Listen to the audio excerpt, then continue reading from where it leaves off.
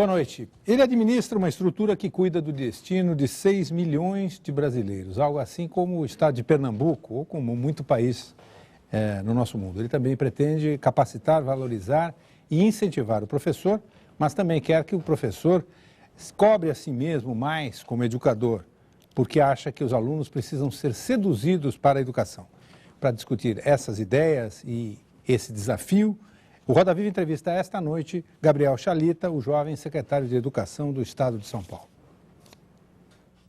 Tudo na vida do paulista Gabriel Isaac Chalita começou muito cedo. Aos 15 anos de idade, ele já era professor. Aos 19, vereador e presidente da Câmara Municipal da cidade natal, Cachoeira Paulista. Formado em Direito e Filosofia, fez mestrados em Direito e Ciências Sociais e doutorados em Direito, Comunicação e Semiótica. Aos 33 anos de idade, já publicou mais de 30 livros, a maioria na área de Direito, Filosofia e Educação. Entusiasmado com a profissão de ensinar e ainda dando aulas, ele quer valorizar e capacitar melhor os professores da Rede Estadual de Ensino Público em São Paulo. Há 4 meses, na Secretaria Estadual da Educação, ele era secretário da Juventude do governador Geraldo Alckmin desde o ano passado. Gabriel Chalita comanda uma das maiores estruturas da administração pública paulista. A Secretaria da Educação de São Paulo tem 320 mil funcionários, sendo que 200 mil são professores. Tem 6 mil escolas e 6 milhões de alunos.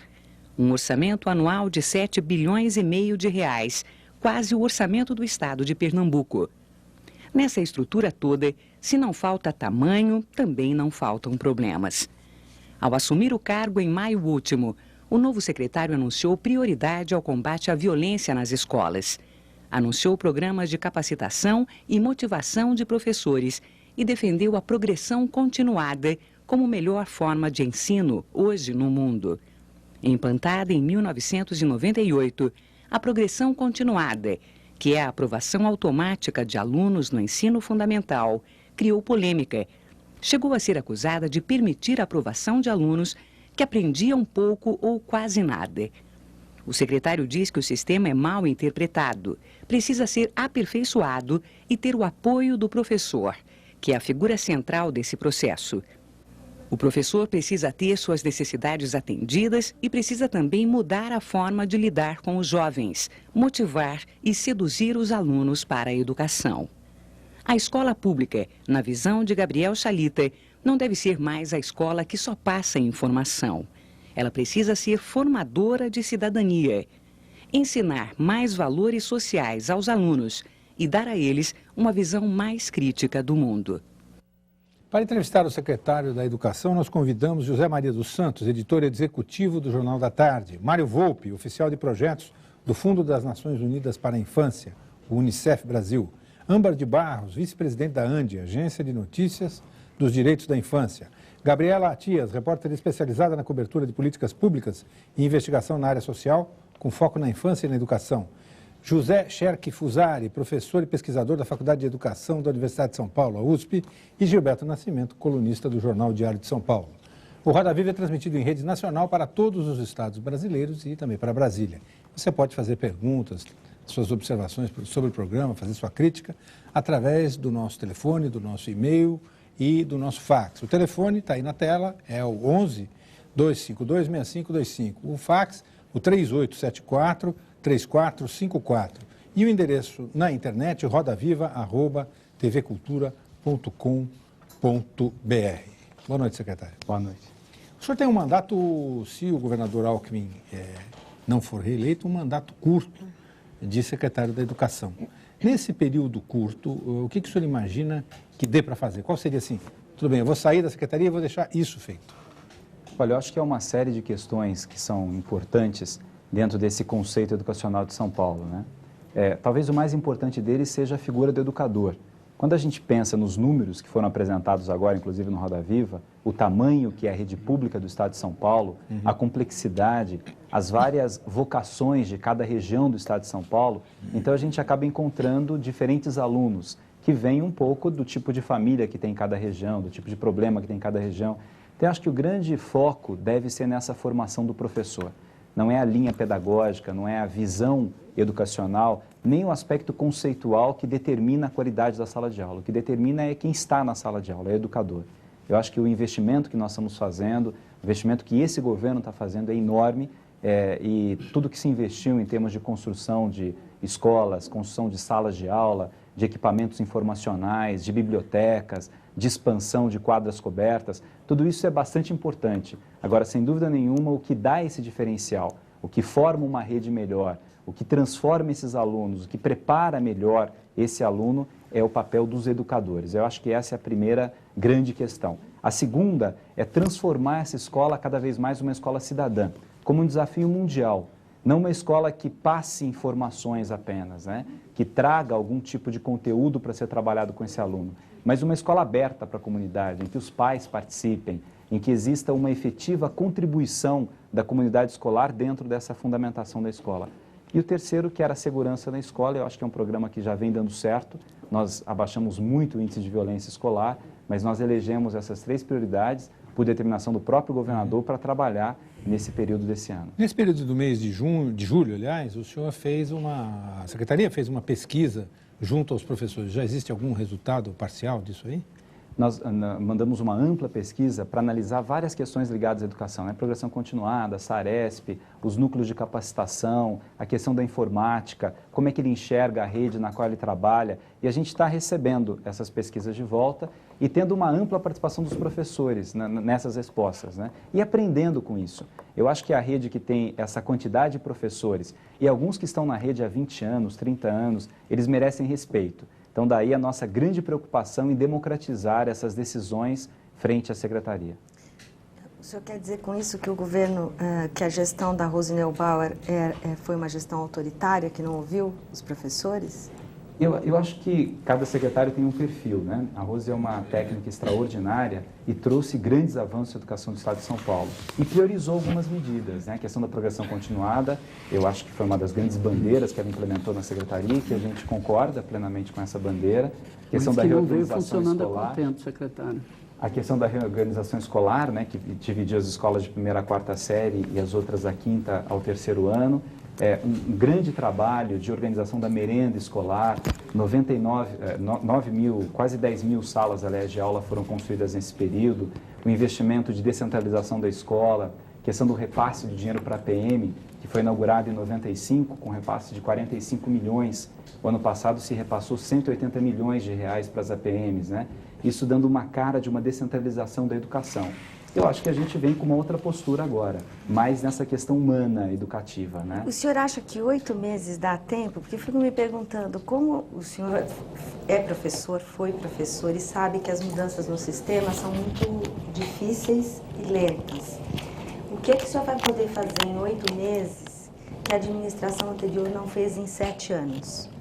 Olha, eu acho que primeiro que o tempo é algo que deve ser vivido intensamente. Quando eu estive lá na Secretaria da Juventude, que era um outro desafio, aliás, nós estivemos juntos aqui no programa do Roda Viva, eu acho que muita coisa melhorou na FEBEM. O tempo que a gente passou lá já vinha de uma revolução, de um conceito que o governador Mário Covas estava trabalhando, o governador Geraldo Alckmin pegou isso como grande bandeira sua também, mas eu acho que os programas de teatralidade que foram desenvolvidos, os programas educativos que nós conseguimos implementar lá, esse conceito de um outro olhar para esse jovem, a empregabilidade dele, tudo isso foi feito em 7 meses, 8 meses também, dando continuidade a essa questão política.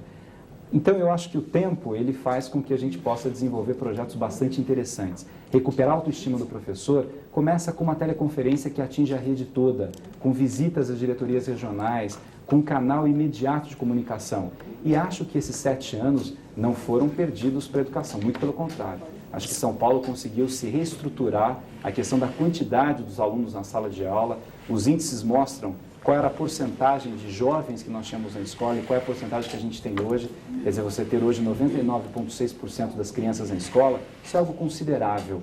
Não dá para dizer que não houve esse aumento quantitativo e é fundamental. Se uma criança está na escola, ela está produzindo, ela está evoluindo de alguma forma.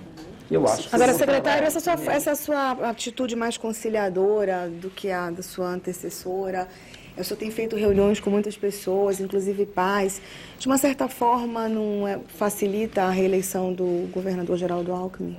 Olha, Gabriela, eu acho que a gente tem que trabalhar intensamente fazendo o melhor.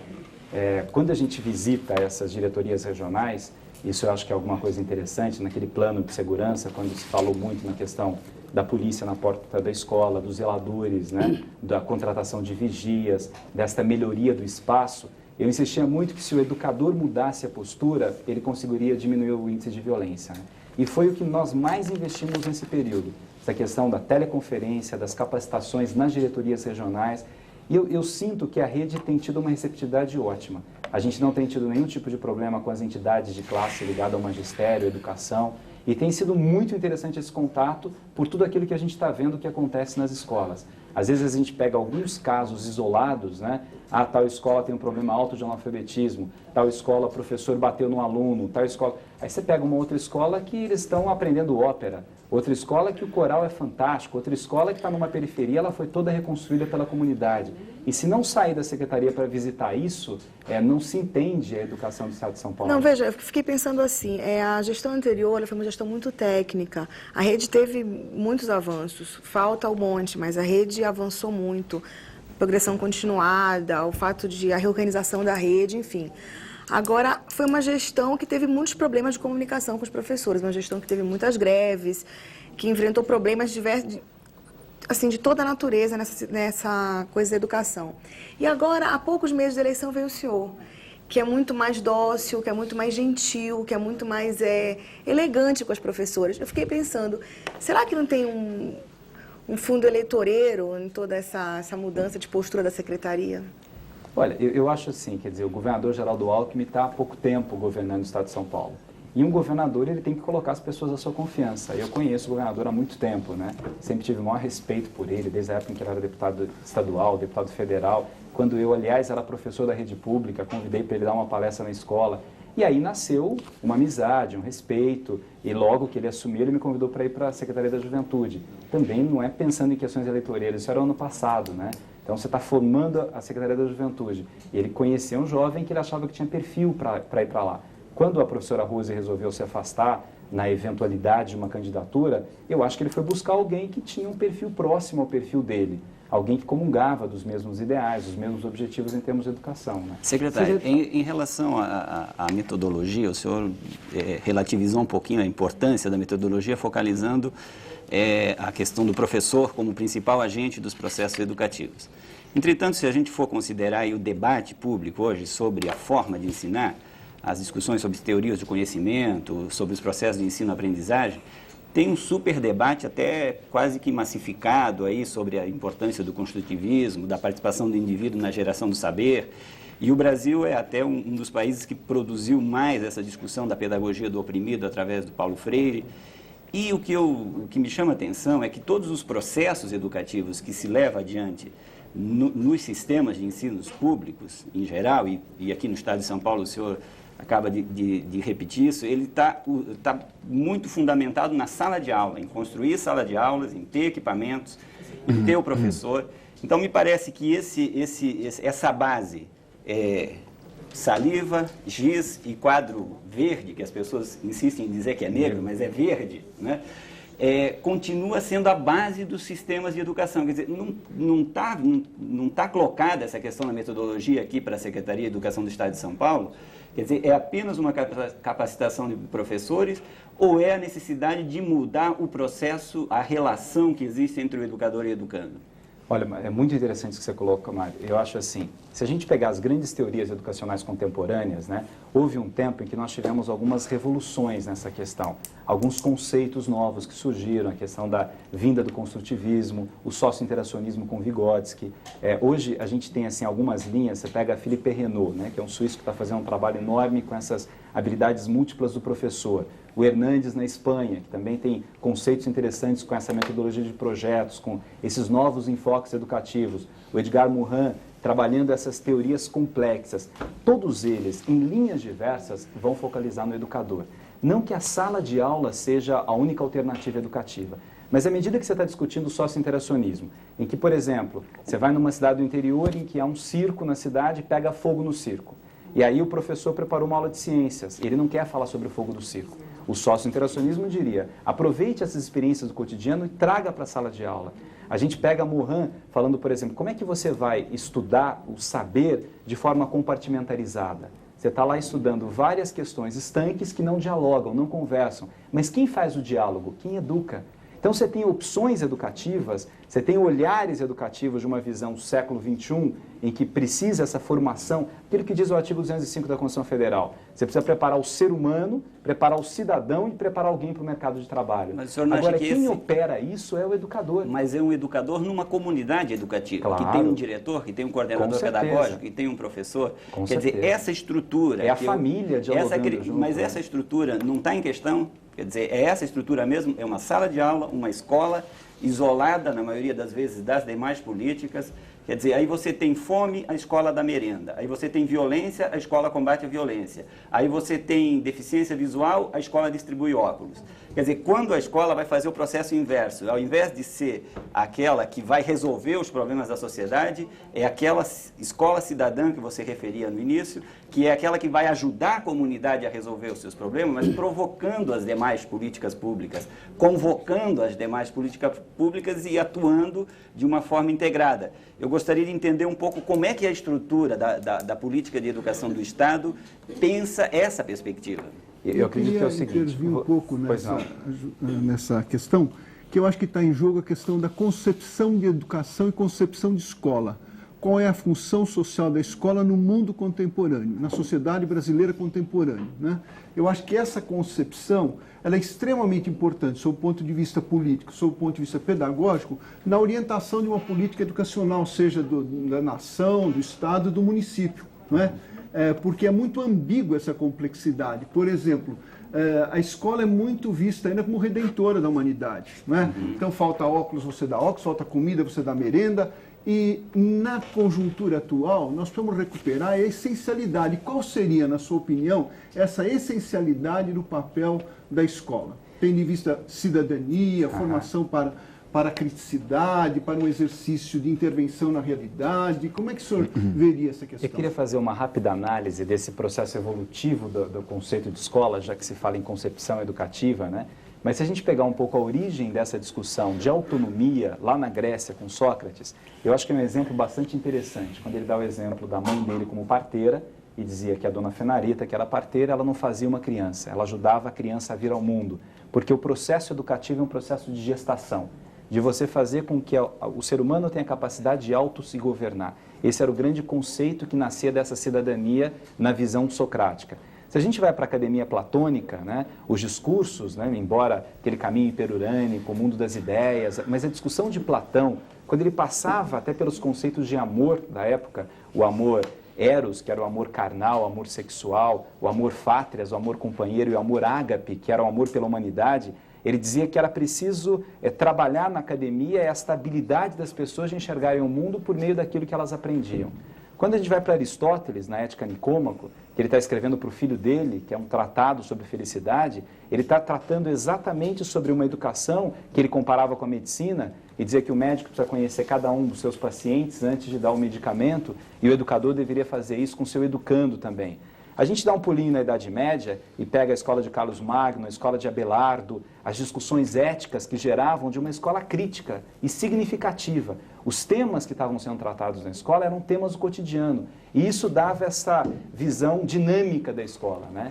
Na Idade Moderna, alguns movimentos educativos, alguns sonhadores em educação, trabalharam um pouco esse conceito de uma escola mais aberta. Até que vem a escola inglesa, final da Idade Moderna, começo da Idade Contemporânea, que começa a tentar construir uma homogeneização do ensino. Eu acho que esse é o grande problema, e é o grande problema que a escola hoje tem que trabalhar contra essa visão. À medida que se colocam os alunos enfileirados em carteiras, com uniformes, chama-se por número e não por nome, inventa-se as matérias de forma absolutamente separadas e sem conversarem, e cada um trabalha uma habilidade específica, quer dizer, esse aluno fica absolutamente perdido. Então, por que eu tenho que estudar o que é oração coordenada e o que é oração subordinada? Por que eu tenho que estudar a fórmula de trigonometria? Por que eu tenho que saber o que é dígrafo? Não que eu não tenha que saber o que é isso, mas, de repente, todo esse processo educativo ele ficou totalmente desencarnado da realidade.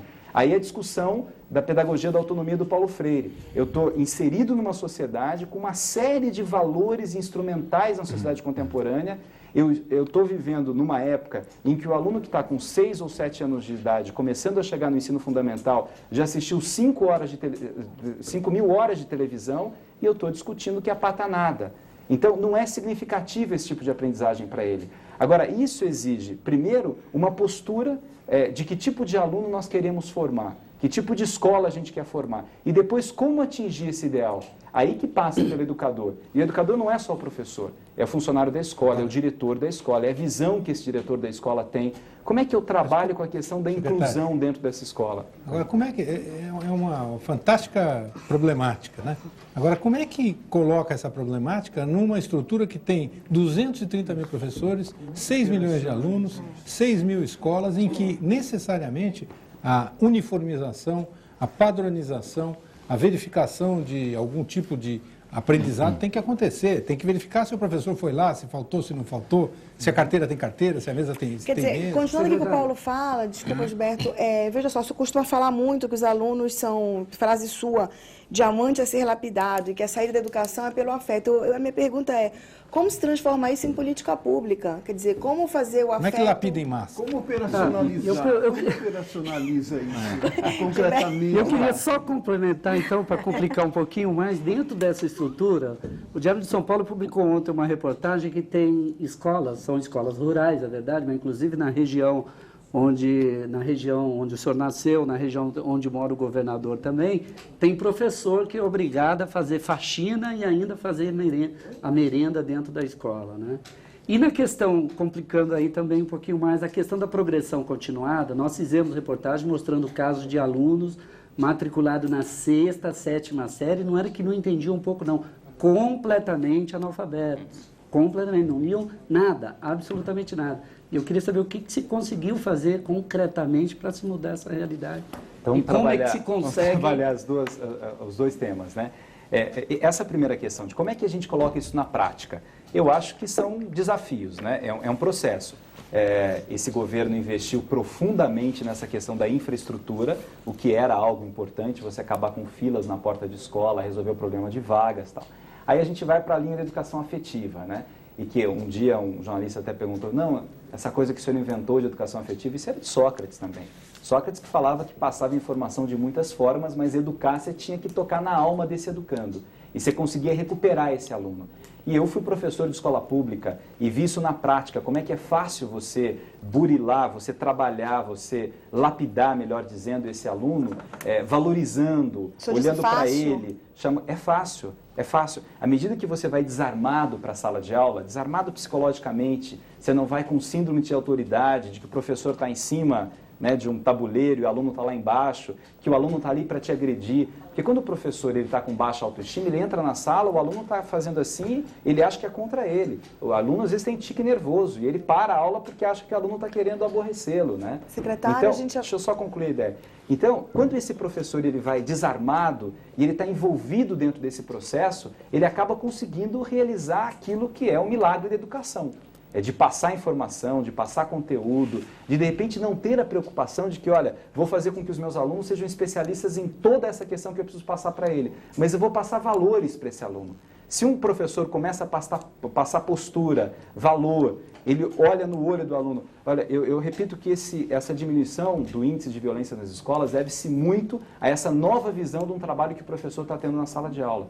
E não é difícil. É claro que quando você fala de deficiência cognitiva, demora mais tempo. Mas a emocional, ela é rápida. Mas ela é rápida, só que é terapêutica. Então você faz uma ampla capacitação, o professor vai com muita vontade da aula, vai entusiasmado, vai aberto, mas chega um ponto, volta no cotidiano, aquilo se perde. Por isso ela tem que ser continuada. E aí vem, eu acho que há 2 grandes formas de capacitação, talvez 3 grandes formas de capacitação. Uma, que é essa de teleconferência, que você consegue atingir toda a rede, os 230 mil professores. Secretário. Outra, pois não. Eu queria só, o senhor falou que, dentro do que o senhor está dizendo, o senhor disse que o educador precisa ser aperfeiçoado, né? Então vamos ver, no que ele precisa ser aperfeiçoado? O senhor está dizendo teleconferências, no conjunto, o que ele precisa ser aperfeiçoado?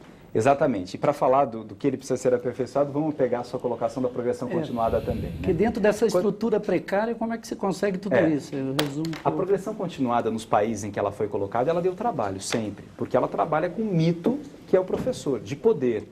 Então, se antigamente eu virava para o aluno e falava assim, olha, fica quieto, eu te dou 0, agora você não pode fazer mais isso, porque você dá 0 e não vai me reprovar. Então, esse conceito de trabalhar por ciclos, né, trabalhar pelo fracasso, pelo sucesso e não pelo fracasso, faz com que esse professor precise ter algumas especificidades. Um adolescente não aguenta ficar 5 horas sentado na sala de aula. Então, você precisa sair para o pátio. Tem que utilizar salas de informática que foram colocadas em todas as escolas de 5ª série ou ensino médio com mais de 500 alunos. Então, tem que trabalhar com sucata, tem que trabalhar com outros conteúdos que saiam dessa questão sala de aula. E há muitas escolas que fazem isso, há muitas escolas na rede pública que trabalham. Claro que com 6.100 escolas, a gente vai encontrar escolas que não estão desenvolvendo esse trabalho e escolas modelares, escolas que não têm uma pichação, porque toda a comunidade se envolveu para melhorar, para reconstruir essa escola. E na mesma rua, escola com problemas. As 2 escolas receberam a mesma verba do Estado. Uma conseguiu desenvolver isso de forma razoável e outra não. Qual a verba do Estado? Estado? Então, quando a gente pega... Não, é o que eu disse. Com relação à APM, por exemplo, o ano passado foi repassado para as APM 180 milhões de reais. Né? Isso dá um contingente bastante interessante para essas escolas. Aí depende do número de alunos que essa escola tem. Mas quando a gente pega a progressão continuada, eu acho que a evolução que o Estado pode fazer é sob o ponto de vista de avaliação. Hoje o Saresp está trabalhando com 4ª e 8ª série, o sistema de avaliação do Estado de São Paulo. Ele deve ser feito em todas as séries. E ser um instrumental externo de avaliação que ajude a correção da rota. Não é que vai reprovar na 1ª série. É muito ruim para um aluno com 7 anos de idade ser reprovado. É muito ruim com um aluno de 8 anos de idade ser reprovado. Então é melhor que esse aluno se desenvolva de uma forma interessante, ele tenha um ciclo para que ele possa se aperfeiçoar. Para ele vai ser melhor no seu desenvolvimento profissional. Então essa reprovação pode levar a um aumento de evasão, a saída dele da escola, um sentimento, uma experiência de fracasso. Eu acho que essa experiência, que não é uma experiência só do Brasil ou de São Paulo, é uma experiência mundial. Como é que a gente trabalha com esse conceito de uma educação mais sedutora, mais envolvente e que não trabalhe fracasso, mas trabalhe sucesso, que é o conceito da progressão continuada. Vieram aqui 2 perguntas por fax, secretário, relacionadas à mesma região de Votorantim. Maria J.F. Guimarães pergunta por que a Secretaria da Educação propõe uma linha de ação baseada no afeto e mantém nas diretorias de ensino uma administração autoritária e arbitrária com vícios da administração anterior. E diz por que as denúncias de desmandos administrativos das diretorias de ensino nunca são apuradas nem chegam a alguma conclusão. E ela menciona o caso da diretoria de ensino de Votorantim, que segundo ela já é do seu conhecimento. Na mesma linha, Regina Célia Arantes de Almeida, representante da Comissão de Pais de Alunos de Votorantim, pergunta se a Secretaria continua mantendo a reorganização das escolas iniciada anteriormente ou se ela, que já separou as escolas de ensino fundamental das de ensino médio, quer unir essas escolas novamente. E ela cita também um caso específico de 2 escolas lá de Votorantim, que é a escola professora Alice Rolinde, que é ensino fundamental, e a professora Daniel Verano, que é ensino médio. Olha, com relação aos dirigentes de ensino, nós temos hoje no Estado de São Paulo 89 dirigentes regionais. E a postura que a gente passa aos dirigentes é que eles sejam abertos, que eles recebam as entidades ligadas à educação, que eles visitem as escolas, que eles conversem com os pais, que eles tenham uma relação interessante. Porque eu acho que à medida que você está num cargo a serviço do povo, você tem que estar aberto a ouvir críticas, a discutir, nem sempre dizer sim. Nós mudamos vários dirigentes de ensino desde que a gente assumiu a Secretaria de Educação. E a gente tem um parâmetro nessas mudanças, que é até esse centro de atendimento ao professor, em que a gente vai analisando, e aí é o educador da rede como um todo, e a gente vai analisando se as reclamações ao dirigente de ensino elas são focadas num pequeno grupo de pessoas, que de repente discorda de algum tipo de atitude política do dirigente, ou se isso é alguma coisa que contaminou a rede no sentido ruim. As pessoas se sentem maltratadas, não se sentem bem recebidas. Eu digo que o mínimo que se espera na Secretaria da Educação é que todo mundo seja educado. Então, a postura do dirigente de ensino tem que ser a postura de alguém educado. Ele pode discordar, pode ser firme. Então, casos específicos, pode ser que, de repente, uma professora não goste do dirigente. Isso não significa que o dirigente não seja bom. E a gente está o tempo todo ouvindo essas colocações da rede e discutindo com eles os melhores caminhos para cada uma dessas regiões. Quantos % do tempo do senhor é ocupado com isso? Porque isso deve dar um trabalho danado.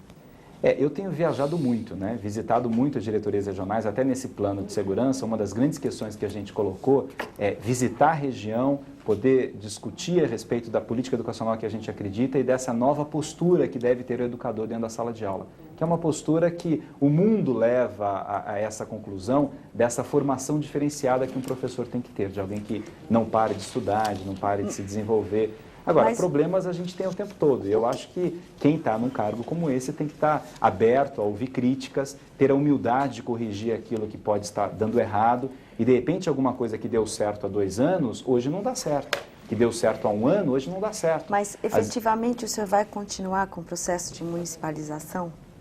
Eu acredito O que o senhor vai fazer de concreto? Porque eu vou dizer uma coisa para o senhor, é difícil a gente discordar das coisas que o senhor disse, porque é tudo muito bonito. Mas o que eu sinto, e eu conheço bem a rede, trabalho com projetos, com escolas, acompanho, é que há uma enorme distância entre a sua teoria e a prática do sistema, que não é culpa sua, tá aí, é um enorme de um sistema. Então, eu queria que o senhor fosse um pouco mais concreto e desse exemplos. Quer dizer, o senhor é a favor da municipalização. Ótimo. O senhor vai dar continuidade? Vai fazer o quê? Você vai fazer o Saresp de novo? O senhor é a favor, ficou evidente que o senhor é a favor da progressão continuada. No entanto, o senhor reconhece que tem sérios problemas.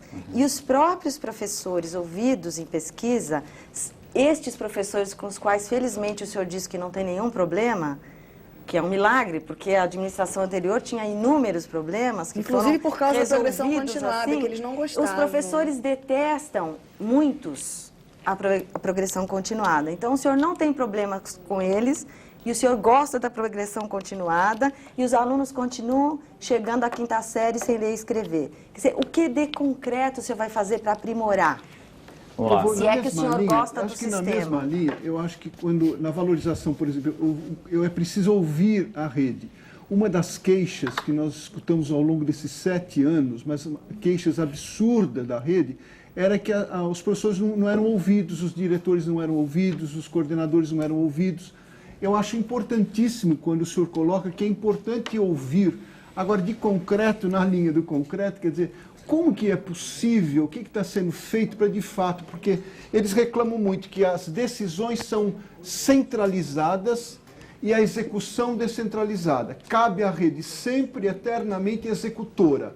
E as decisões que a rede não participa, não discute, nem concorda, a rede não tem acesso.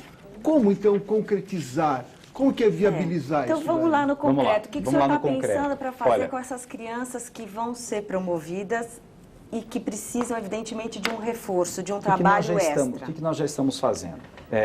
Nós tivemos um fórum sobre progressão continuada no mês de maio e desse fórum participaram USP, Unesp, Unicamp e PUC. Desse fórum participaram todas as entidades ligadas à educação, todas elas. A POSP, a PASE, a FUSE, o DEMO, o DIME, CPP, todas elas participaram e todas elas tiveram espaço para colocar tudo que pensavam em relação à progressão continuada. Qual foi a conclusão do fórum? Quer dizer, isso não está no plano das ideias, está no concreto. Houve um fórum e lá estavam 400 educadores de todas as regiões do estado e livremente falando o que quiseram falar sobre progressão continuada.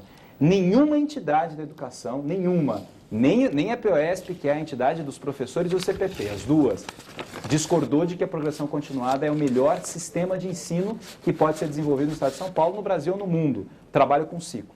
Então, vejam, o que eles pontuaram foram algumas sugestões. E essas sugestões começaram a ser acatadas. Então, o que Por você exemplo, vai fazer? O Saresp é uma das sugestões. Que o Saresp não seja o elemento fundamental na aprovação do aluno. O que é, porque nós estamos falando do Brasil inteiro. O Saresp é o sistema de avaliação que acontece no estado de São Paulo. Então, ele acontecia na 4ª e na 8ª série, e agora a sugestão é que ele aconteça todas as séries, mas que ele não seja um fator fundamental de aprovação. Quem aprova deve ser o conselho de classe, não o Saresp. Então, não é a nota que o aluno tira. Isso é absolutamente concreto, quer dizer, com o elemento de uma ampla discussão da rede. Foi interessante, todos falaram o que quiseram falar, educadores de vários partidos políticos estiveram juntos numa discussão de algo que tem a ver com ele. Outra sugestão concreta. Eu tenho uma dúvida. Eu também. Não, tenho uma dúvida. Peraí, deixa se o Saresp passa a ser anual, isso significa que, então, a reprovação pode voltar a ser entre um ano e outro? Acabei de explicar isso. O SARESP ele passa a ser nem um instrumental de reprovação ou aprovação. Quem aprova ou não é o conselho no final do ciclo, como ele é hoje. No final do ciclo, e quem aprova é o conselho de classe. São os professores daqueles alunos que vão aprová-lo ou não. E será no final do ciclo. Só que o SARESP passa a ser um instrumental que não tem mais cor, não tem escola com cor, que é uma sugestão da rede, mas ele passa a ser... uma medida salutar, um absurdo essa classificação que a Secretaria implantou, absolutamente absurda, deprimente, avaliar as escolas colocando várias cores, no sentido, eu achei assim salutar essa medida. Não tem mais. Os alunos vão ser identificados, secretário? Não, para a gente não ter problema de discriminação, de estigmatização. Deixa eu só concluir essa resposta. Então, quer dizer, isso é concreto, SARESP em todas as séries, quem aprova não é o SARESP, mas é o conselho de classe. Outra medida importante. Os núcleos de capacitação de professores passam a ser 89 núcleos. Toda a diretoria de ensino começa a ter um núcleo de capacitação de professores descentralizado. Então, a gente tem uma ampla capacitação com questões emocionais, com questões sociais, com questões gerais da rede, e todos os problemas serão pontuados e a diretoria regional de ensino, junto com o núcleo de professores que existe naquela diretoria regional, propõe a capacitação e ela é feita no local. Uma outra questão é um aperfeiçoamento dos parâmetros curriculares, né? Um aperfeiçoamento daquilo que deve ser dado para os alunos. A gente chegou à conclusão que matérias, entre aspas, chamadas cidadãs, porque todas deveriam ser cidadãs, como filosofia, sociologia, psicologia, eram matérias importantíssimas de estar no currículo do ensino médio. A questão da educação fundamental, primeira a quarta série, que trabalha profundamente com a alfabetização, e hoje não, isso já era dado antes, no governo anterior, é dado por um professor, por um único professor. A gente separa a educação artística e a educação física. Então, você tem um professor de educação artística que trabalha a arte e de educação física que trabalha esporte, né? Não, essas são as conclusões do seminário e são conclusões que a gente está implementando, quer dizer, algumas, os 89 agora, o SARESP já, a mudança da grade curricular não dá para mexer no meio do ano, agora, mas essa discussão com o conselho... Se o SARESP não identifica um aluno e o senhor tem um resultado assim, por exemplo, 10% dos alunos da quarta série são analfabetos. Se o SARESP identifica o aluno, como o senhor vai saber que aluno que está aqui não sabe ler e escrever precisa de reforço? Não, a escola identifica. Você tem o SARESP que é feito por todos os alunos da rede. Cada escola recebe de todos os alunos o seu processo de avaliação. O que a gente não quer fazer é estigmatizar a escola. À medida que você coloca uma cor na escola, você fala assim, olha, essa escola é vermelha porque esses alunos não tiveram o índice de aprovação que deveriam ter no SARESP. O SARESP é um instrumental de avaliação, mas não pode ser o único. Internamente, sim.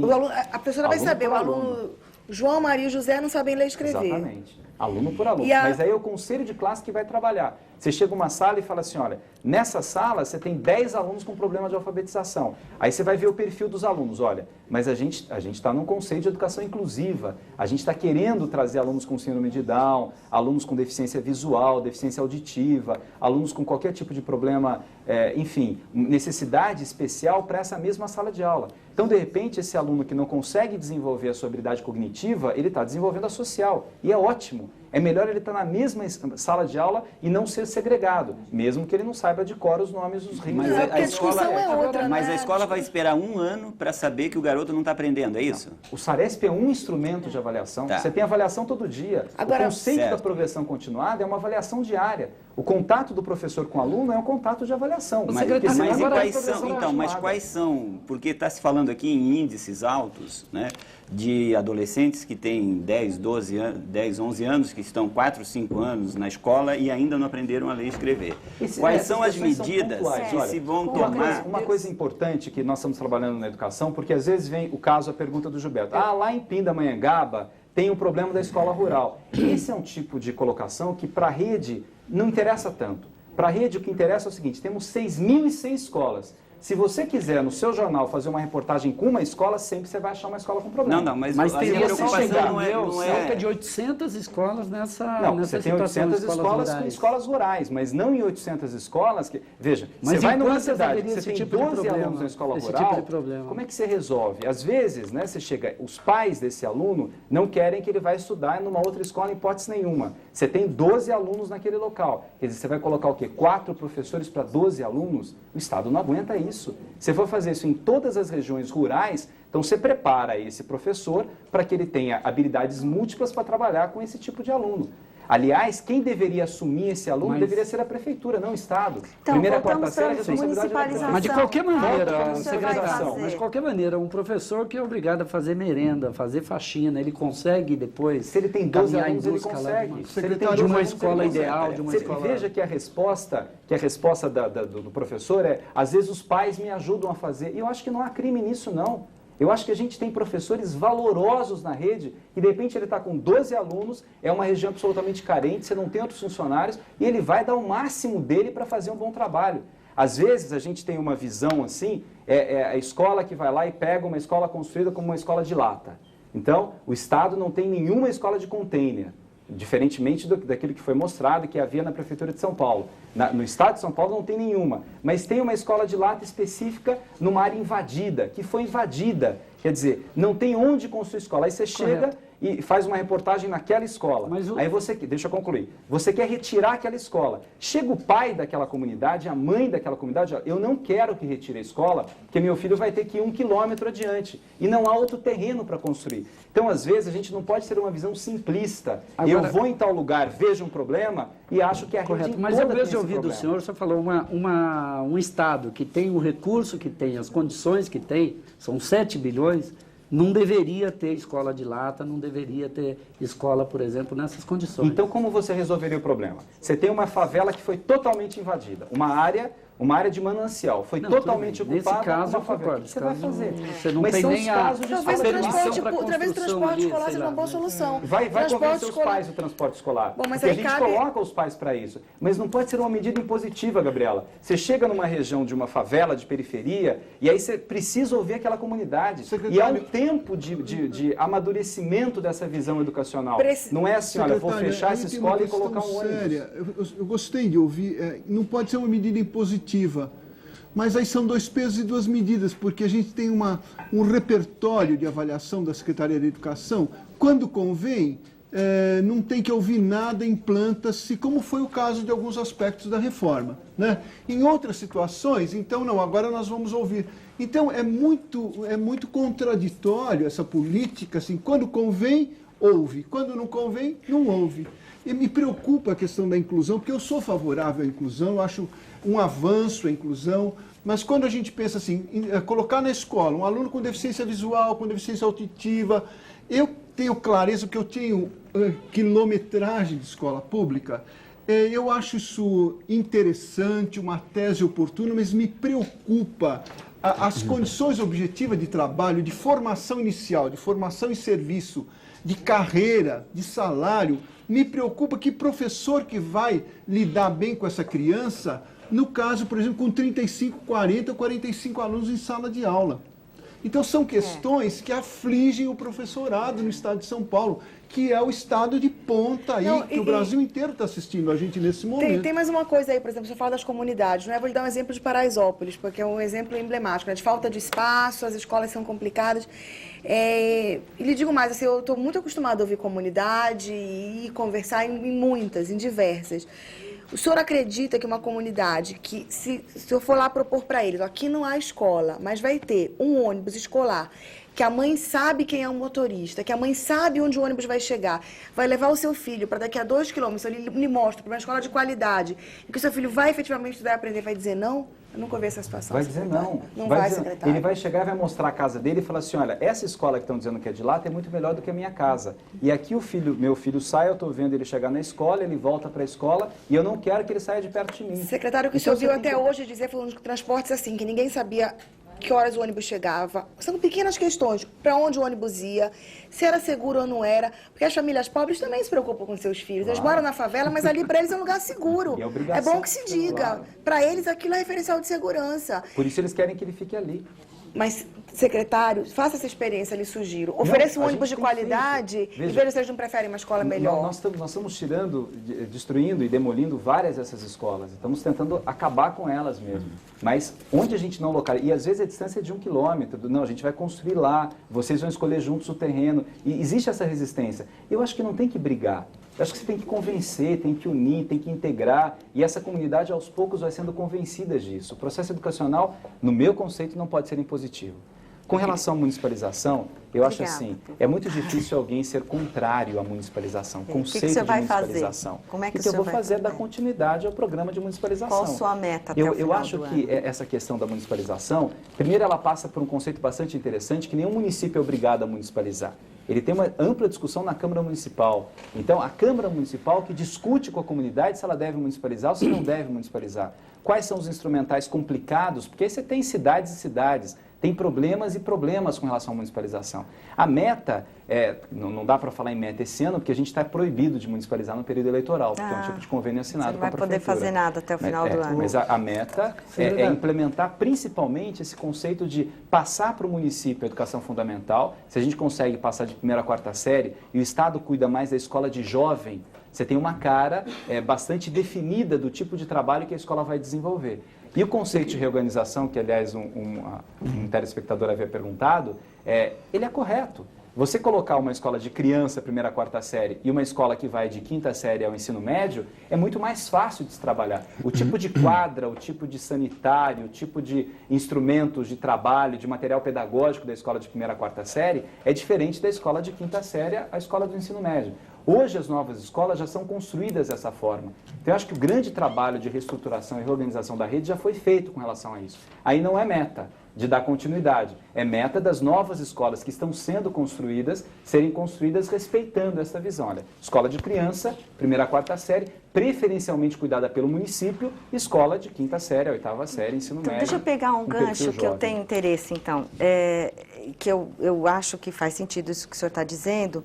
E aí eu lhe pergunto, como anda o seu programa de profissionalização de jovens e o que é que o senhor pretende fazer para ampliar? Porque ele parece uma boa ideia, mas ele é extremamente tímido diante do volume de jovens que precisariam receber uma profissionalização, um apoio para encontrar o primeiro emprego enquanto ainda fazem a escola. O senhor podia falar um pouquinho o que é? Quantos atualmente são atendidos e se o senhor pretende ampliar e quanto até o final do ano? Olha, deixa eu agregar só uma perguntinha a essa, então. Nós temos uma média no Brasil de 33% dos adolescentes de 15 a 17 anos que estão no ensino médio.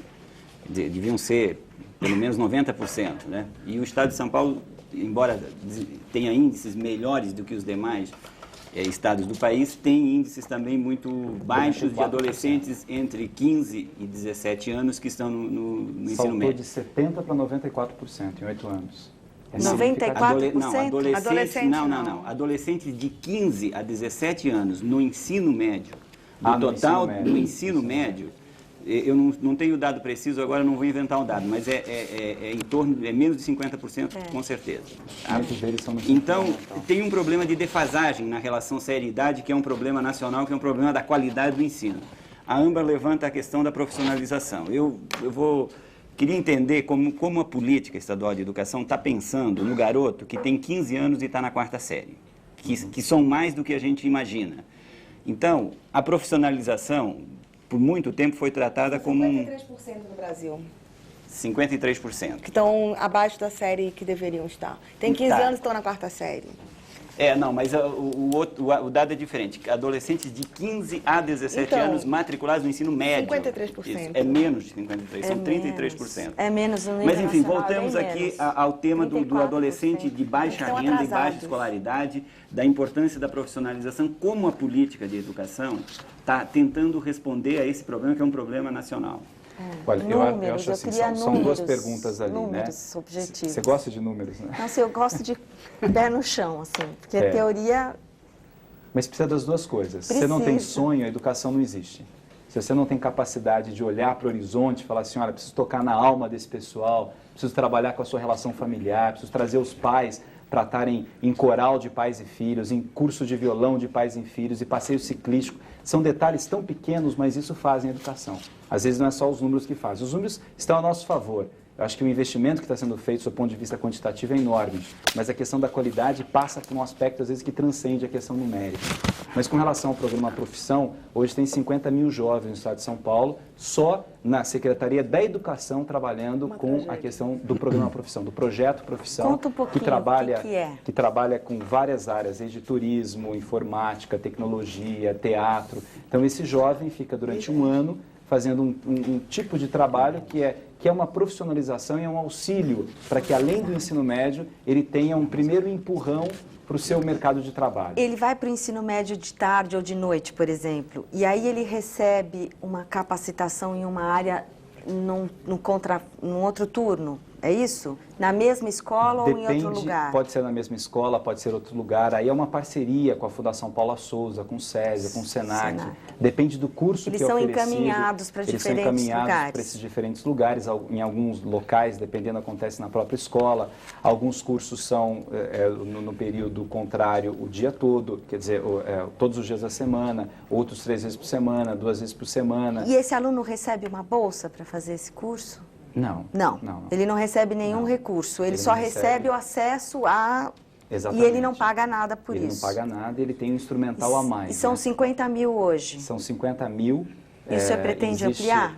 Existe já no orçamento do ano que vem, existe um aumento aí de pelo menos mais 30 milhões de recursos empregados nessa área. Quer dizer, então você coloca que serão pelo menos mais 80 mil alunos, no programa Profissão, na Secretaria da Educação, que aí tem Secretaria da Ciência e Tecnologia, que aí tem as FATECs, que tem tecnologia. Eu não quero monopolizar, mas eu fico pensando numa coisa. O senhor realmente dirige uma secretaria muito grande, muito complicada, muito complexa. O senhor disse que deu aula desde pequeno, desde muito jovem da aula, e aí o senhor conhece o sistema melhor do que eu. E eu fico imaginando, eu ia ficar descabelada. E o senhor me parece aí muito tranquilo, muito... O que tira o seu sono? O que te tira o sono? Muita coisa.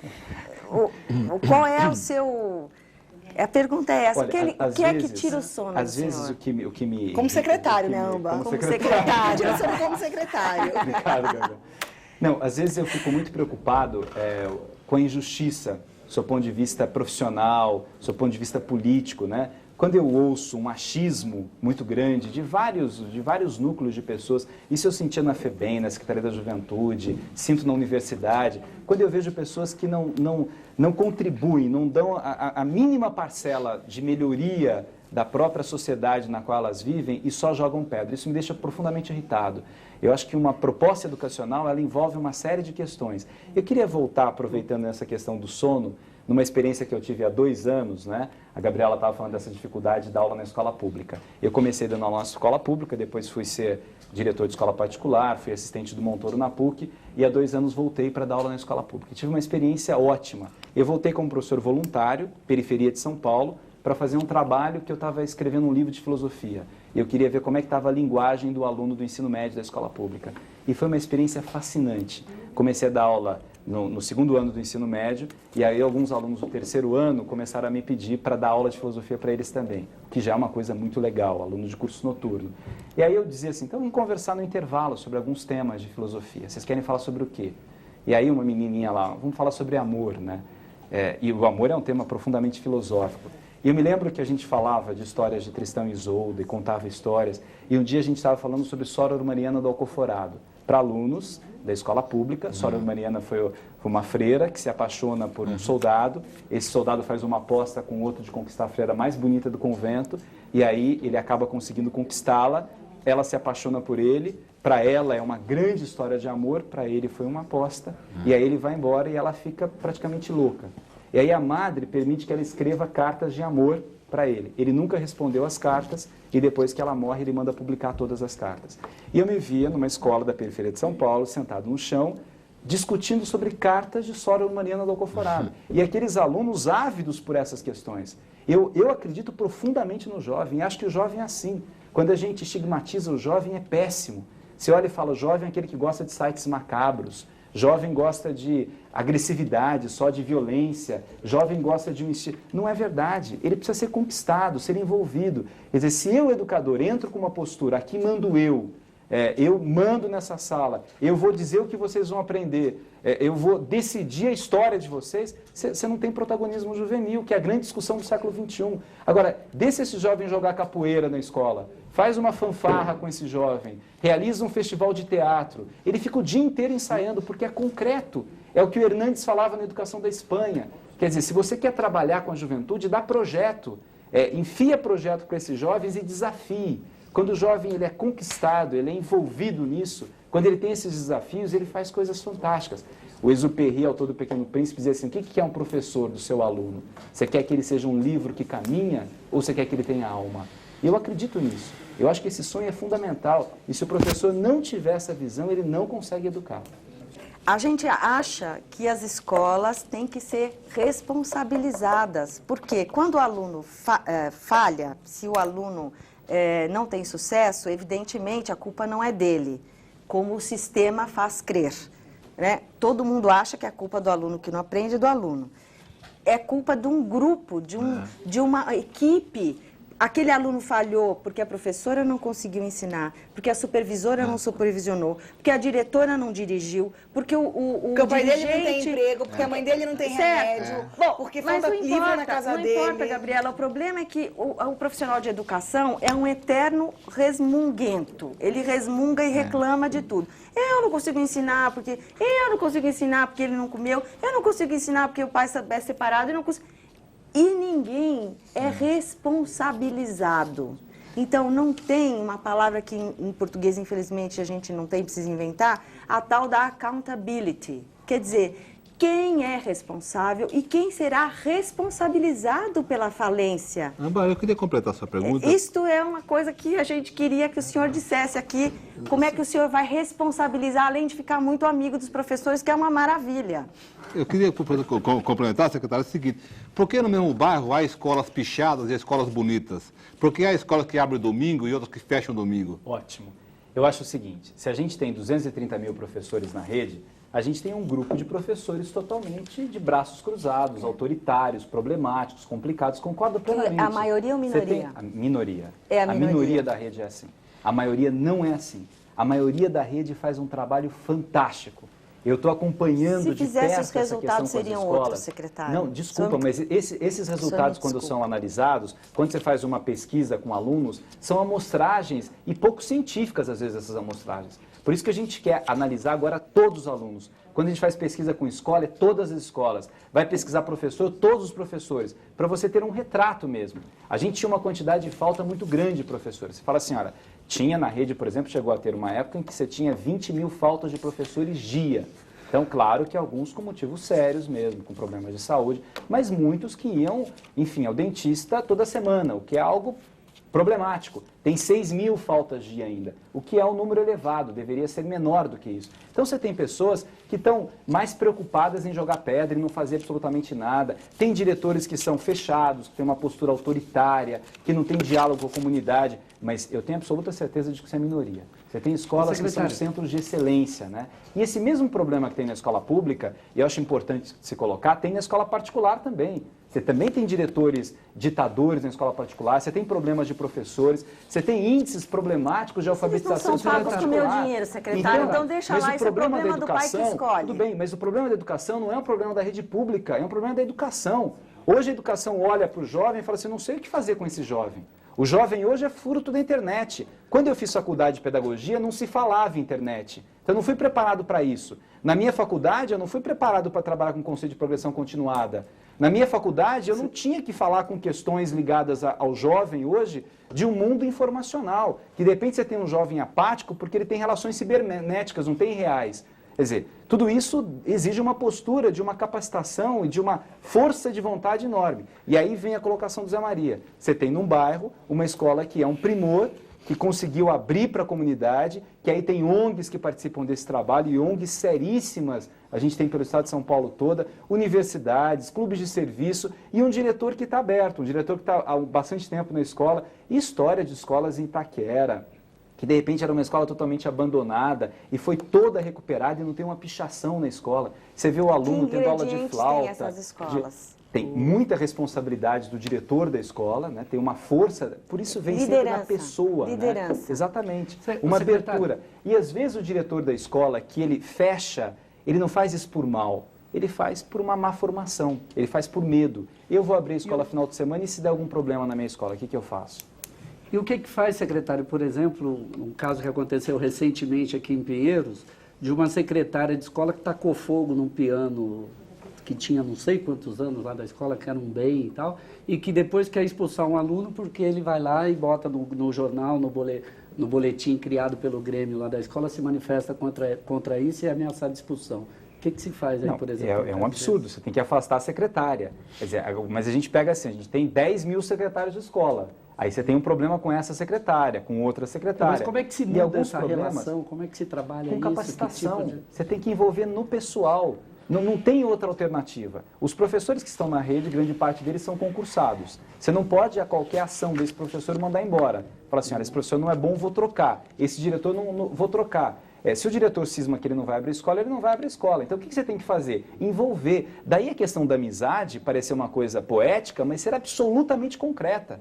Se o professor respeita a liderança que tem o secretário na relação com ele, é dizer, olha, eu estou acreditando nessa linha, eu acho que eu vou conseguir melhorar minha relação com os alunos, eu acho que eu vou fazer a minha escola mais aberta, eu acho que vai ser bom. Se ele acreditar nisso, ele está mudando a postura. Se ele não acreditar, não existe política impositiva nenhuma. Agora, secretário, apesar do discurso do afeto e de tudo, quer dizer, o que se fez em algumas escolas para conter a violência foi colocar câmera para vigiar os alunos. O que aconteceu nessas escolas? Falhou o diálogo? A comunidade não veio? Gabriela, eu acho que é uma coisa assim, que a gente está tentando respeitar, que é a autonomia da escola. Então, o que aconteceu? Aliás, as câmeras começaram a ser colocadas já com a professora Rose, né? Sim. A maior parte delas foi colocada na gestão da professora Rose. Mas o que foi feito naquela época também? Como você tem o conselho de escola, a PM, e você tem alguns problemas que surgem nessas escolas, então chegou-se à conclusão, e depois quando a gente colocou o plano de segurança, que várias medidas poderiam ser oferecidas para essa escola.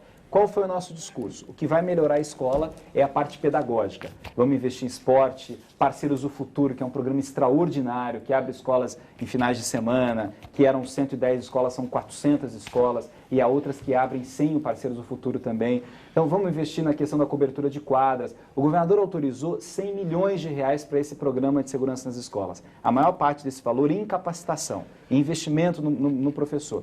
Alguns pais, né, e algumas escolas queriam muito a colocação de câmeras e achavam que esse era porque em escolas particulares tem câmeras. Hoje já tem mais da metade das escolas tem câmeras. Hoje mais da metade dessas escolas tem câmeras. Então o que a gente fez? Respeitou a PM e conselho de escola. Quer colocar a câmera? A gente vai colocar a câmera. Quer ter zelador na escola? Depende do conselho de escola ter zelador ou não na escola. Então nenhuma escola teve a imposição de receber um zelador. Então, algumas escolas têm um trabalho ótimo com zeladores, outras não tinham esse trabalho tão interessante com zeladores. Então, coloca as escolas naquela em que a escola tivesse autonomia. Programa do Hino Nacional, a gente lançou no Mutirão de Cidadania, e eu acho que é fantástico trabalhar conceito de cidadania, que a escola voltasse a trabalhar com o Hino Nacional, uma vez por semana, e trabalhasse fatores de convivência com esses alunos. Não houve um decreto criando isso, foi uma sugestão. Nós fizemos pesquisa na rede, 95% das escolas colocaram o hino nacional. E não foi imposto. Então foi uma conquista. Agora, quando você vai respeitando essa escola, zelador, muitas resistiam.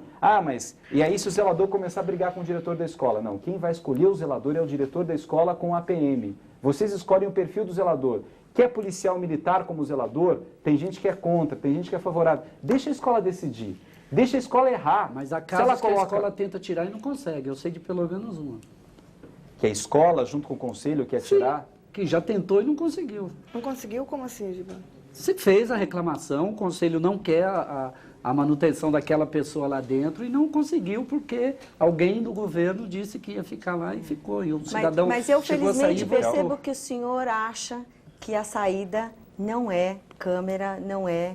Não, eu polícia, acredito profundamente na medida pedagógica interna da escola. A sua visão, eu acho que a escola pode transformar a adianta. realidade. E o senhor acha que esses 57% que caiu no índice de violência nas escolas estaduais de maio para junho é resultado da mudança da cabeça do professor? Exatamente. É resultado de teleconferência, de capacitação, de discussão sobre políticas de abertura de escola em final de semana, trazer a comunidade. Se a gente pegar só nessa ampliação das 400 escolas e toda a preparação que houve dessas escolas para receber parceiros do futuro, envolvimento de pais dentro dessa escola, quando você muda a postura, e vejam, às vezes as pessoas, mas em 2 meses você muda a postura do educador, em 1 dia você muda. Se você faz uma teleconferência, reflete profundamente, e alguns professores, eles querem receitas. É claro que em termos educacionais não há receita pronta, mas é um detalhe. Vira para o seu aluno e começa a olhar no olho dele e chama pelo nome, ele começa a ter um comportamento diferente. As questões de fundo, as questões cognitivas, a gente não consegue mudar em 1 dia, 1 semana, 1 mês, 1 ano. Isso é uma bagagem de formação. Eu queria mencionar duas perguntas aqui que têm a ver com postura e mudança de postura e que, digamos, cobram de alguma forma do secretário mais participação, mais abertura. Uma é de Mauro Alves da Silva, que é coordenador da COEP, Comunidade de Olho na Escola Pública, que diz o seguinte: parece-nos que o secretário só tem tempo para receber as corporações, porque desde 18 de abril solicitamos uma audiência e até hoje não fomos recebidos, porque ainda hoje a comunidade não pode adentrar as escolas. Será que o secretário esqueceu sua tese de doutorado?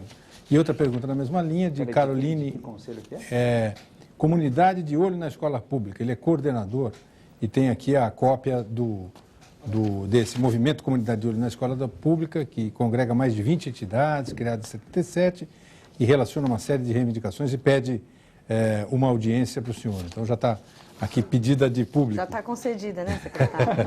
E Caroline Miles, eu acho que é o nome dela, ela pergunta assim: gostaria de saber se o secretário sabe que há apenas 2 horas de aula em média nas escolas e não 5 horas como dito, e pergunta se o senhor vai receber os membros da UPAEP-SP. O que tem de entidade ligada à professora e ao movimento de escolas é muito grande. União Nacional de Pais e Amigos das Escolas Públicas, já que o secretário não os recebeu no dia 19, embora estivesse marcada a reunião há mais de 2 meses e 1 hora de chá de cadeira. Ainda por cima desmarcou através de um assessor a reunião marcada para o dia 21 de agosto. Você vê que esse negócio de abrir participação... Não, eu acho fundamental isso. Acho que as pessoas têm direito de reclamar, de colocar, de posicionar. Nós temos recebido, né? Todas. Agora, há muitas entidades. Então, muitas vezes, é uma entidade regional, é uma entidade... aí eu não recebo. Quer dizer, tem um dirigente regional daquela região que vai receber a entidade. E tem uma série de outras pessoas na secretaria que têm condições de atender. Então, é uma questão do próprio grupo saber o tipo de reivindicação que ele vai desenvolver. As grandes entidades, aquelas que congregam mesmo, as entidades registradas, reconhecidas, todas essas estão sendo atendidas constantemente. E mais do que isso, elas estão sendo envolvidas no processo. Quando a gente discute parâmetros curriculares, grade curricular, mudança, aperfeiçoamento, todas elas estão sendo chamadas para todos esses eventos, né? Bom, só para registrar que nós vamos, como nós fazemos regularmente, aqui nós vamos entregar para o senhor todos os e-mails, as mensagens recebidas, porque muitas são, às vezes, de reivindicações específicas que não cabe aqui responder, até porque a gente não tem uma limitação de número de perguntas, mas elas serão encaminhadas para que o senhor faça.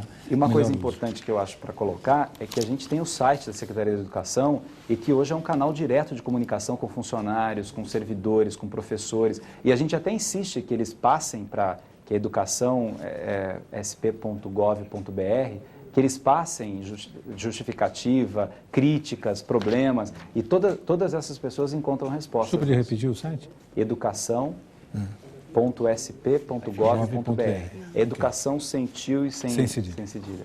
Secretário, em relação, eu queria voltar para um outro assunto das crianças, enfim, que estão fora da escola. Embora São Paulo tenha um percentual pequeno de crianças fora da escola, mas numericamente isso é um número significativo. Ele é comparável com alguns estados que têm percentuais altos, mas numericamente eles se aproximam do estado de São Paulo. Quais são as estratégias básicas que a Secretaria está desenvolvendo para atrair essas crianças para a escola, uma vez que, quem sabe, colocando câmeras não seja bem a saída para transformar a escola em um espaço atrativo, né? A gente vai fazer novamente, né, isso não é a primeira vez que se faz, a matrícula conjunta entre prefeituras e Estado. Então nós pretendemos fazer, período eleitoral agora, então a publicidade era um pouco mais complicada, mas com uma prestação de serviço insistindo aos pais, né, investindo nessa questão de que o pai matricule o seu filho, que ele leve o seu filho à escola, é um índice realmente muito pequeno, se a gente considerar o Brasil todo e se considerar os índices de países absolutamente desenvolvidos, né? São Paulo chega a 99,6%, quer dizer, 0,4% em idade escolar não está no ensino fundamental. Então, eu acho que, claro, que o caminho é você conseguir a totalidade desses alunos. Tá, isso na matrícula, mas depois, durante o ano, tem evasões também, obviamente. A evasão do ensino fundamental hoje no Estado, ela está em média de 4%. Ela caiu de 9,5% para 4%, que é um índice bastante interessante. Agora, claro que aí há problemas sociais, há problemas de violência doméstica, há problemas... Quer dizer que há outros fatores que transcendem um pouco a questão escolar, né? E claro que precisam fazer parte disso. Eu tenho dito que a gente precisa implementar uma coisa que deu certo na Espanha também, que é a chamada escola da família, né? Você trazer essa família para próximo da comunidade, que é algo que você vai acompanhando um pouco mais esses pais. E aí com mecanismos mais sedutores. Você tem que envolver e seduzir os alunos e também os pais. Se você chama os pais para participar da escola só para reunião e dar bronca nos pais, eles não participam da escola. Você começa a criar programas, né? E vai de coisa... E há escola que já desenvolve isso, né? Você tem programa de corte e costura sábado para mães daquela escola. Tem um tipo de convivência que esse aluno está praticando esporte e a mãe está na escola fazendo alguma coisa. A escola tem que estar aberta. Eu acho que esse conceito da abertura da escola é fundamental. Ela aberta eu queria colocar de novo uma questão do concepção de escola. Porque, veja, eu acho que a escola ela é parte integrante do social, né? Ela reflete em si todas as contradições sociais. Portanto, nós temos dentro da escola um conjunto de problemas que estão sufocando, de certa forma, a questão da especificidade, que é o ensino e a aprendizagem, a questão do conhecimento, a questão da democratização do conhecimento. Então, eu acho que essas medidas de urgência que nós estamos vivendo, assim, com a violência, com múltiplas carências, envolvimento da família, amigos da escola, esse conjunto todo, mas a questão cultural, e tem banda na escola, tem judô, tem karatê, abre para esporte, é interessante porque nós estamos vivendo uma conjuntura de uma ampliação da concepção de educação escolar. Mas a ampliação dessa concepção não pode, em hipótese alguma, perder de vista aquilo que é fundamental, porque o aluno das camadas populares, ou ele tem acesso ao conhecimento de qualidade, ao currículo diferenciado, né? Esse processo de aprendizagem propriamente dito, o único espaço dele é a escola. Então, nesse sentido, eu acho que quando nós falamos, eu gostaria de ouvi-lo, a respeito da capacitação, qual é a proposta da Secretaria para capacitação, não é?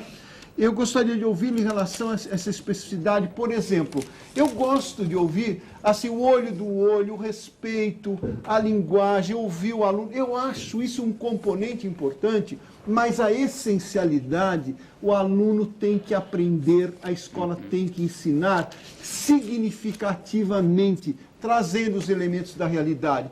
Eu me preocupo, por exemplo, com os alunos que estão nesse processo de implantação da reforma em São Paulo, da progressão continuada. Esses alunos que concluíram o ensino fundamental, eles foram certificados, eles têm certificados e não têm um mínimo de qualificação.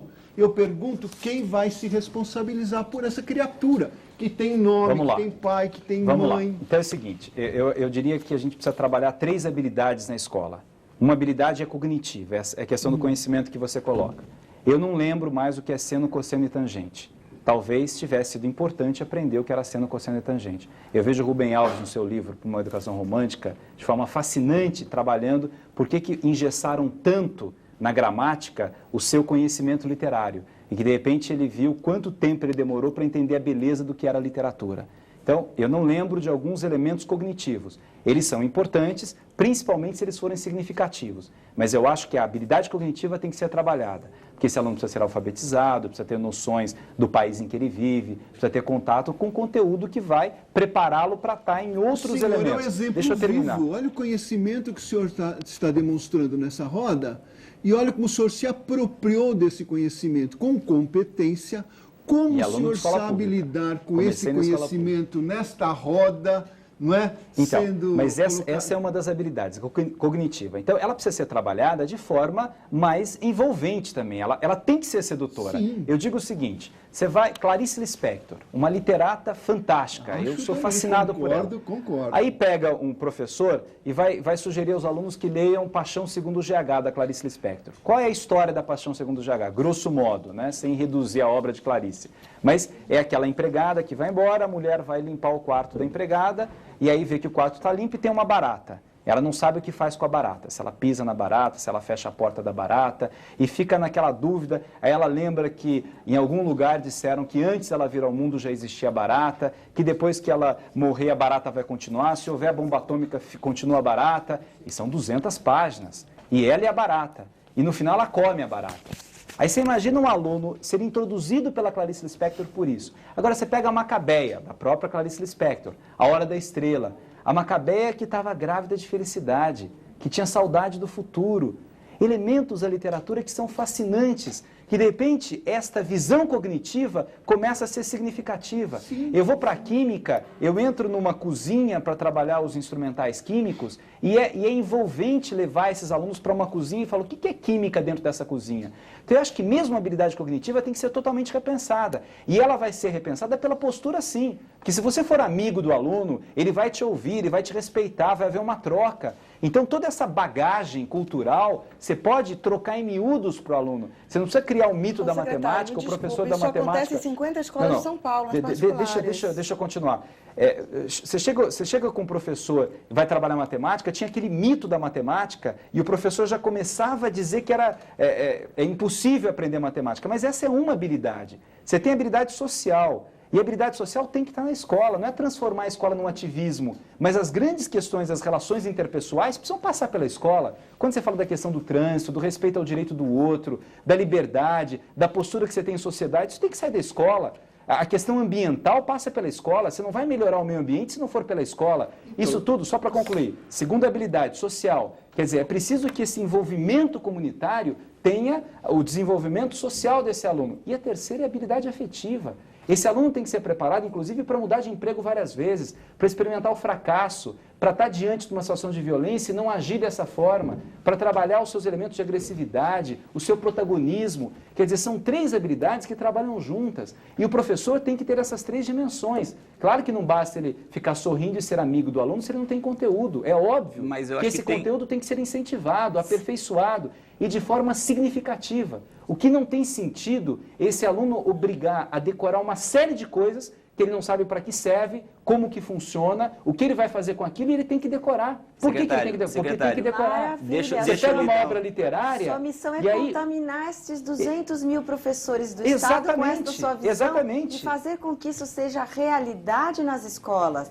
Então, em 8 meses, e não o senhor dá não fará isso. Talvez em 8 anos... ou 10 anos, mas ou 12 eu queria anos. acrescentar aqui uma... sementes. À medida que se lança essas sementes, que discute essas questões com os professores, que começa a mostrar um norte nesse processo reflexivo. Olha, a educação se faz dessa maneira, a gente não está reinventando a roda, o mundo está discutindo a educação. Quando a gente fala dos problemas educacionais do Brasil, eu participei há 2 anos de um congresso em St. Illinois, nos Estados Unidos, quer dizer, há numerosos congressos discutindo com isso, e que os educadores do mundo estão um pouco perplexos, quando fala de violência, de droga, dos problemas ligados ao jovem, aí você pega escolas que estão voltando com a questão da disciplina, olha a discussão na Inglaterra, um ano atrás, da palmatória, quer dizer, você tem corrente de todos os lados, mas o mundo está refletindo sobre isso porque o mundo mudou rápido demais. E aí é uma coisa que eu acho fascinante da educação, que é a seguinte constatação, o avanço tecnológico, o avanço científico, ele foi tão grande e o ser humano provou tanto a sua inteligência para chegar onde chegou e não consegue provar a inteligência em questões básicas, essenciais,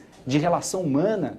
Se você muda a sua relação na escola, você tem uma outra cara de escola. Secretário, ninguém discute isso. A gente só está colocando aqui que essa realidade é uma realidade de escolas privadas, inclusive poucas escolas privadas da cidade de São Paulo conseguem esse nível de excelência que o senhor... Não é verdade. Não é verdade. Isso é um preconceito com a escola pública. Você vai encontrar a escola pública que tem o mesmo nível ou nível melhor que muitas escolas privadas. Sim, mas são pouquíssimas, secretário. A gente está falando aqui do sistema. Mas eu acho... Não, eu acho que tem um consenso em relação a tudo isso que a gente deseja da escola. Agora, eu acho que também tem um consenso aqui, pelo menos um meio consenso, em que os resultados que nós temos no país hoje em relação aos indicadores sociais no campo, principalmente da adolescência e da educação, são resultados bastante complicados do ponto de vista da qualidade, né? Só para dar uma ideia, nós fizemos uma pesquisa nacional com adolescentes e observamos que 62% dos adolescentes afirmaram que aquilo que eles aprendem na escola não ajuda a entender a realidade, não ajuda a entender, a se situar na sociedade. Então, vejam bem, eles não reclamaram... mundial, Mário, vai ser semelhante. Não. Isso não é um problema. Claro, que é isso? Nós fizemos essa pesquisa, uma pesquisa chama-se... trabalho agora de violência escolar, essa pesquisa... ela analisou as escolas da Alemanha, analisou as escolas de Israel. A problemática da educação no mundo está por esse caminho. Essa pesquisa chama-se a Voz dos Adolescentes, ela foi desenvolvida no leste europeu, foi desenvolvida em 5 países da América Latina, foi desenvolvida em alguns outros países, alguns países da África, e isso chamou a atenção que no Brasil, especialmente no Brasil, essa pesquisa que foi concluída agora em abril desse ano e que foi lançada na semana passada, no Brasil especialmente a reclamação dos adolescentes não é com relação ao professor.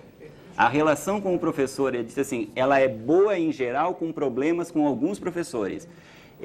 A reclamação foi em relação ao espaço físico da escola e aos conteúdos das aulas. As aulas são chatas, monótonas, são repetitivas e o conteúdo não ajuda a entender a sociedade. Inclusive, nós estamos até preparando uma análise comparativa dessas pesquisas, porque chama a atenção essa preocupação do adolescente, que é um fator absolutamente positivo, de querer da escola, que a escola lhe ajude a entender a sociedade, né?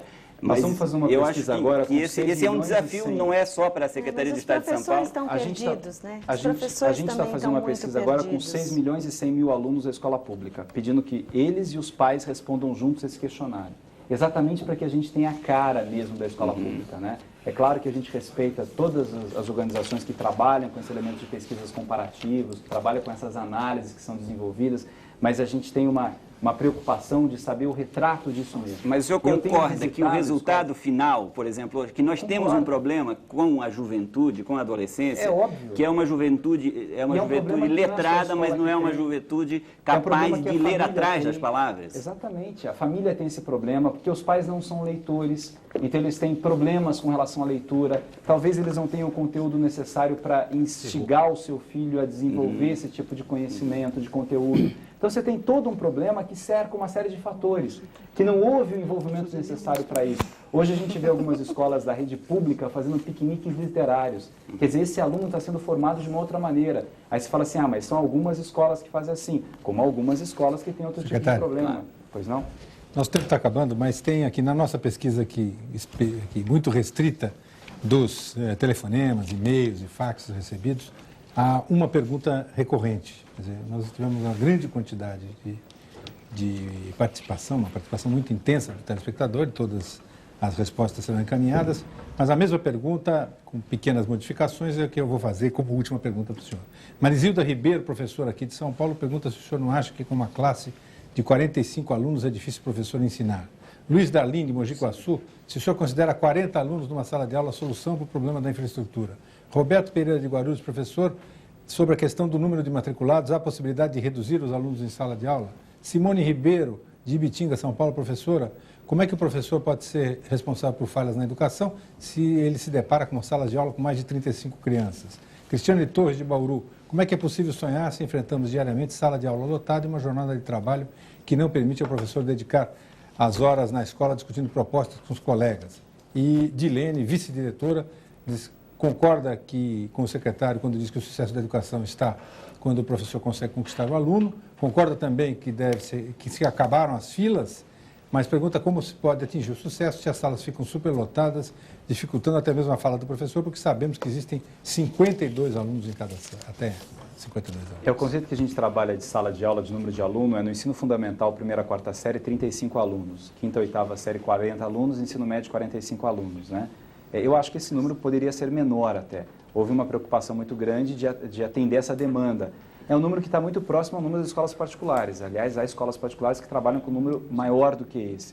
No ensino médio, você consegue acabar trabalhando com 45 alunos. A dificuldade maior está no processo de alfabetização. que talvez com uma quantidade menor de alunos você consiga desenvolver um trabalho melhor. Eu acho que essas questões estão bastante abertas e são bastante tranquilas de serem trabalhadas em termos de rede pública. Há reivindicações de várias linhas, há números, né, que se discute em termos internacionais, qual é o ideal, mas que não fogem muito desses números, não. Giram em torno de 30, 35, 40 alunos, né? Não é algo tão diferente daquela necessidade que tem na prática. Eu acho que o professor ele tem um grande desafio nas mãos, né? Eu tenho dito que, por melhor que seja uma escola, ela nunca consegue suprir a carência de uma família ausente.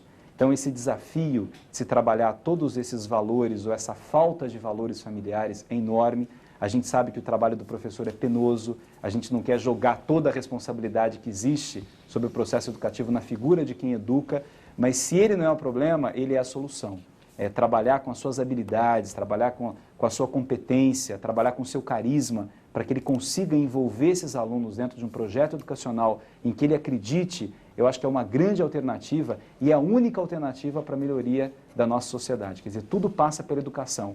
Os valores, a ética, a postura, o respeito, a construção desse ser humano passa pelo tipo de valor que ele recebe da rede pública. E o professor, muitas vezes, ele fica sendo um modelo, né? Um ícone, um exemplo para esse aluno, um exemplo a ser olhado, a ser seguido.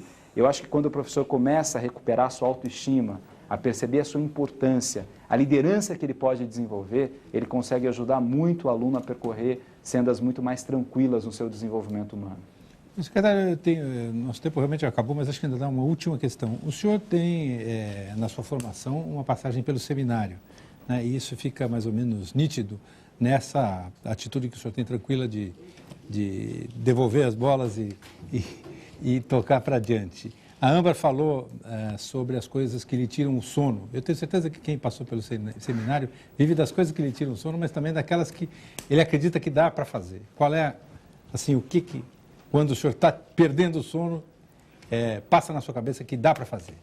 Olha, eu acho assim, primeiro que para mim é uma honra ser secretário de Educação do Estado de São Paulo. Eu acho que isso, na época da juventude, já tinha sido fantástico, poder estar de perto com jovens da FEBEM, poder ver alguns recuperando, poder ver a transformação de cada um deles. E na educação, para mim, é um privilégio. Eu acho que o seminário foi uma boa escola de respeito, de educação. Aliás, meu pai começou a vida dele trabalhando em escola pública, como servente de escola pública.